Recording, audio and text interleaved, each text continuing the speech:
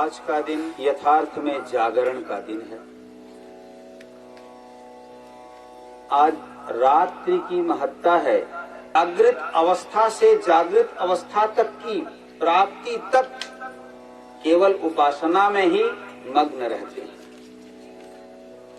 आज के प्रातः काल से आने वाले प्रातः काल तक और इस बीच में हमें 12 घंटे की रात को भी जागते हुए उजागर रहते हुए उपासना में लगे रहना होता है। इसका तात्पर्य क्या है? तात्पर्य है कि हे जीव, तुम अहोरात्र जागते रहो, क्योंकि जागृति ही जीवन का लक्ष्य है।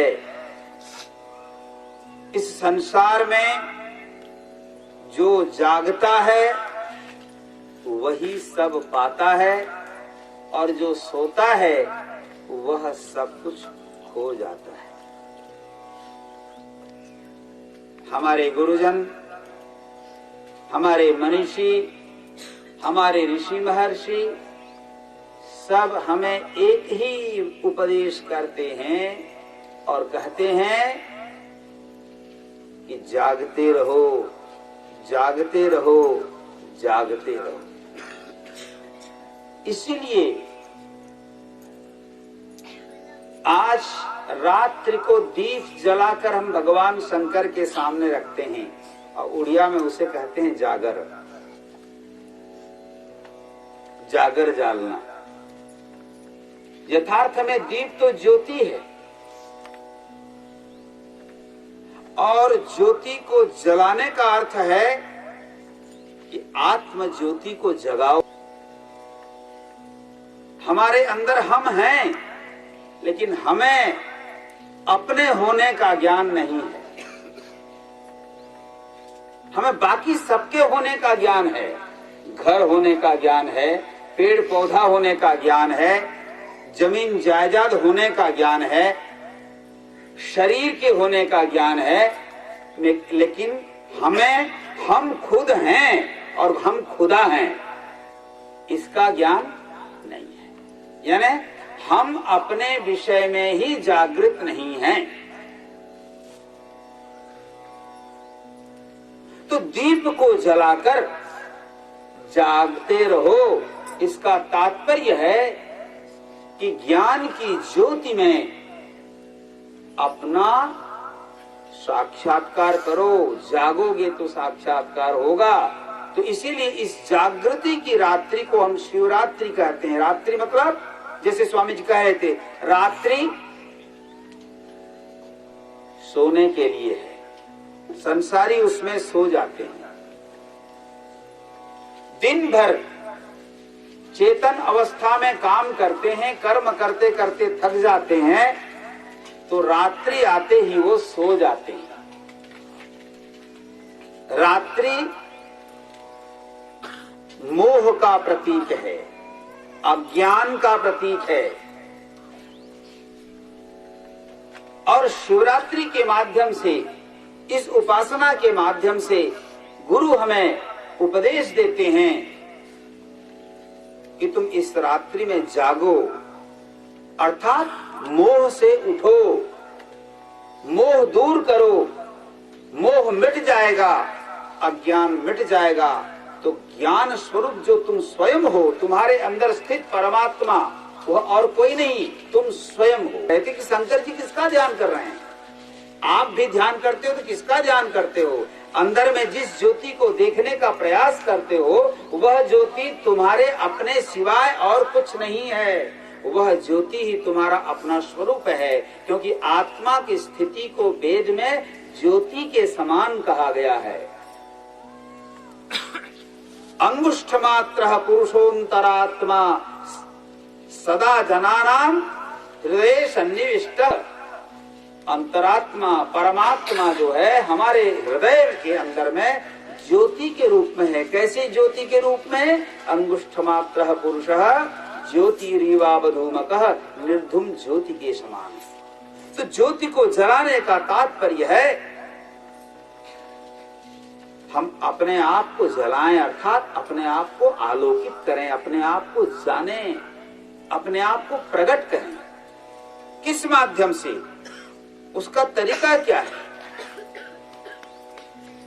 उसका तरीका है, कई तरीके हैं उसके। 3 मुख्य कांड है वेद में। पहला है कर्म, दूसरा है उपासना अथवा भक्ति, और तीसरा है ज्ञान। प्रथम में कर्म है। आज के दिन भी देखिए, ये मंडप बनाना, हवन कुंड बनाना, लकड़ी संग्रह करना, बिल्वपत्र संग्रह करना, उपासना के लिए किया गया सब कुछ कर्म कर्म के अंतर्गत आता है। वह कर्म अगर हम अपने लिए करते तो केवल कर्म कहलाता, लेकिन उस कर्म का हम विनियोग करते हैं भगवान शंकर के लिए। आज हम जो कुछ भी कर्म किए, यहां लीपा पोती किए, किसके लिए? शंकर जी के लिए। बिल्वपत्र लाए, परिश्रम किए, किसके लिए? शंकर जी के लिए। लकड़ी लाए, कुंड बनाया, पूजन किया, दूध लाए, अक्षत लाए, जितना भी कर्म किया, संग्रह किया, उस सब संग्रह किए हुए पदार्थों का समर्पण शंकर जी को हुआ।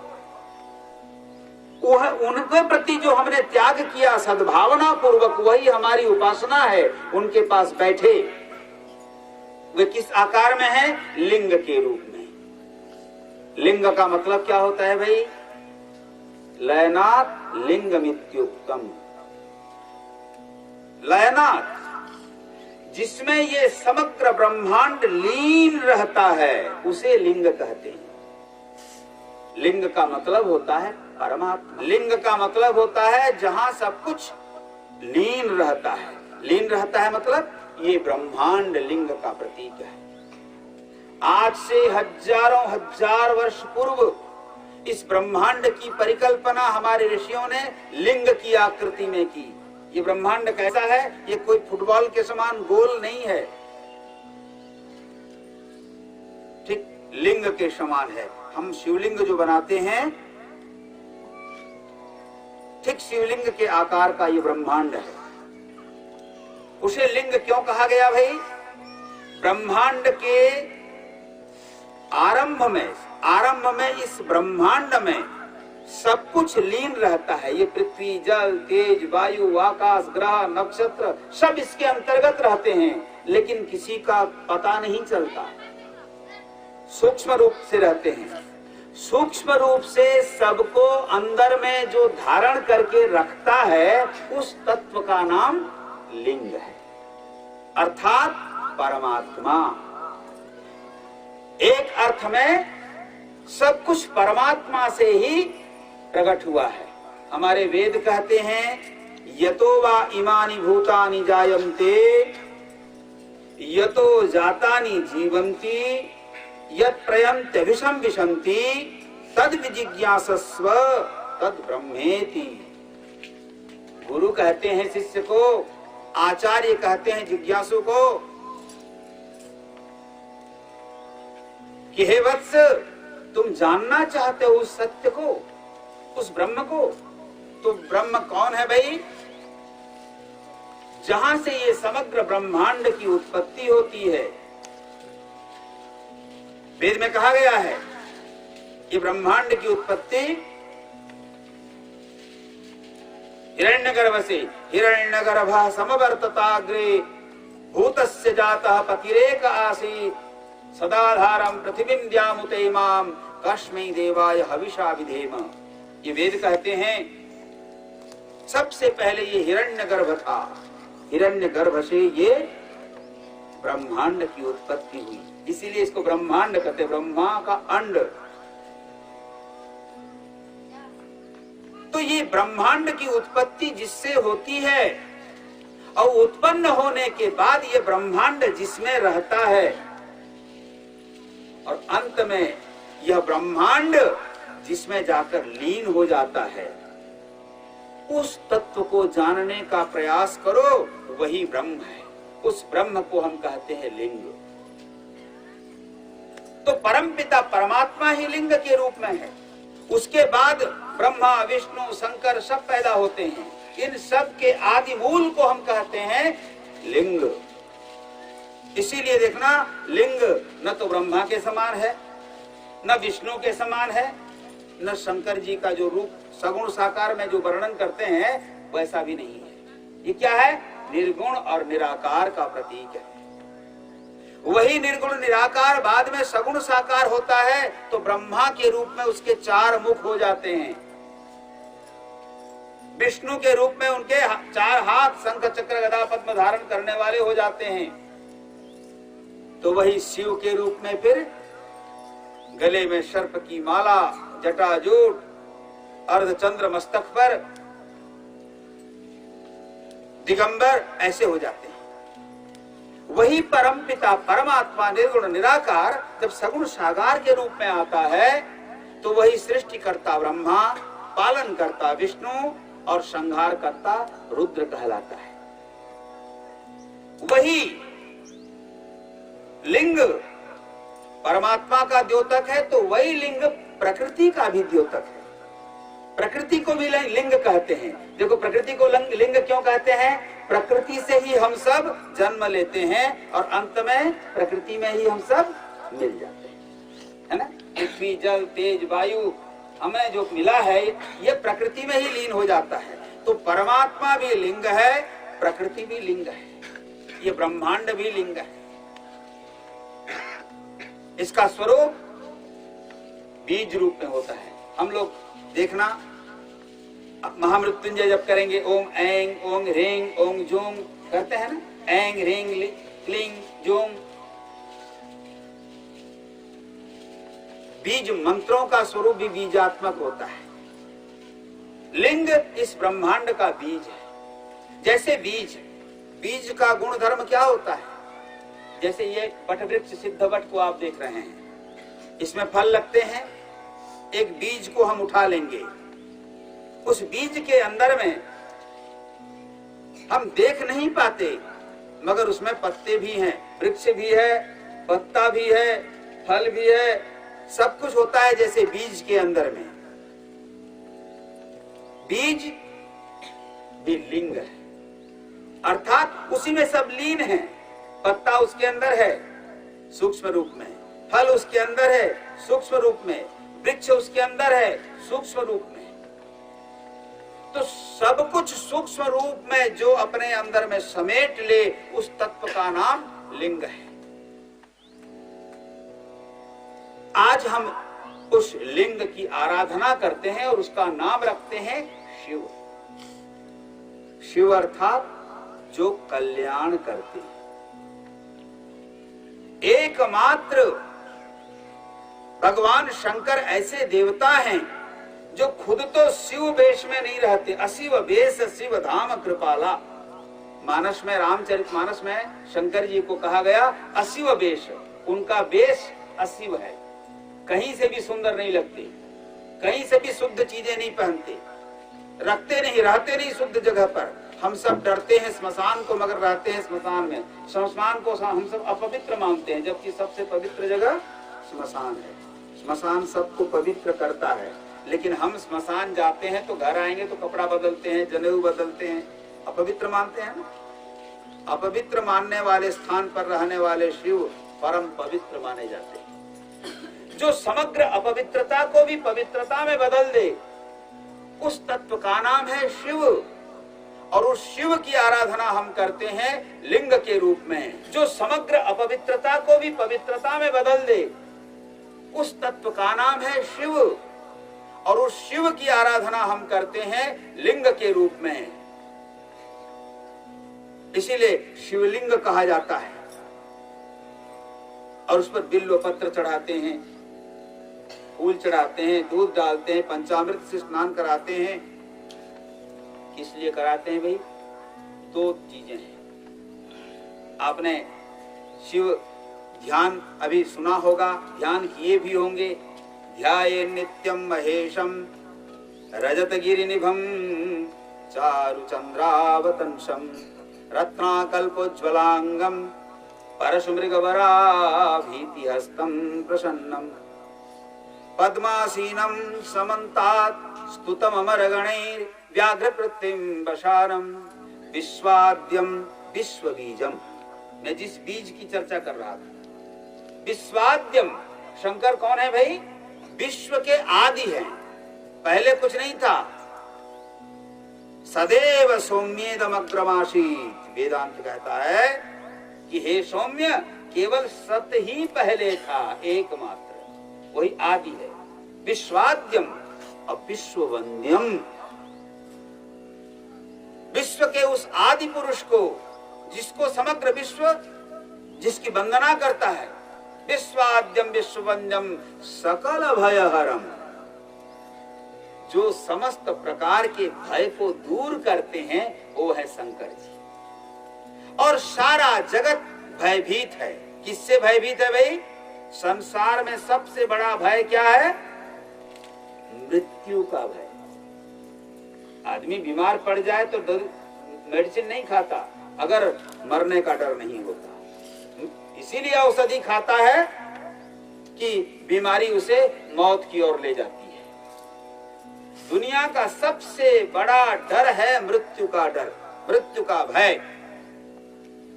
और उस मृत्यु के भय से एकमात्र मुक्त करने वाले, अभय दान देने वाले हैं मृत्युंजय शंकर, शंकर जी।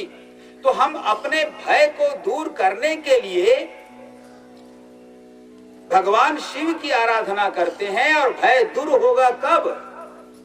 जब हम रात्रि में जागरण करेंगे, यानी मोह निशा सब सोवनहारा, देखई सपन अनेक प्रकारा। मोह रूपी रात्रि में, अज्ञान रूपी रात्रि में हम सब सोए हुए हैं और रात दिन स्वप्न देख रहे हैं। क्या स्वप्न देख रहे हैं भाई? कामनाएं हमारे अंदर हैं, ये हमारा हो जाए, वो हमारा हो जाए, ये हो जाए, वो हो जाए। कभी भी किसी का सपना पूरा नहीं। हम इतनी कामनाएं करते हैं, इतनी कामनाएं करते हैं कि हमारी कामना कभी पूरी होती ही नहीं है।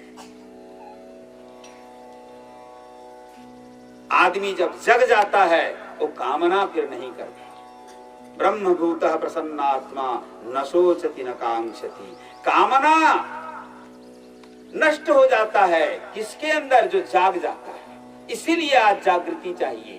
कामनाओं के कारण ही हम दुखी हैं और कामनाएं जब मिट जाएंगी तो हमारा दुख भी अपने आप मिट जाएगा। कामनाएं हैं किस लिए हैं? अज्ञान के कारण, मोह के कारण, ममत्व के कारण, लोभ के कारण। और ये कामना मिटेगी कब? जागृति आ जाने पर। इसलिए हम जागें, और जागने का माध्यम हमारे कौन है? शिव अर्थात परमात्मा, भगवान शंकर। हम उनकी आराधना करते करते जागें।